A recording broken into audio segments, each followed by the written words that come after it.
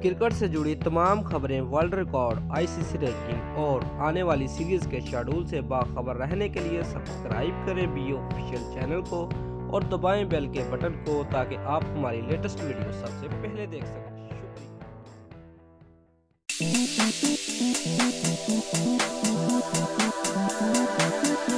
दोस्तों, अगर आप पाकिस्तानी हो तो पाकिस्तान जिंदाबाद और अगर भारतीय हो तो जय हिंद नीचे कमेंट कर दें।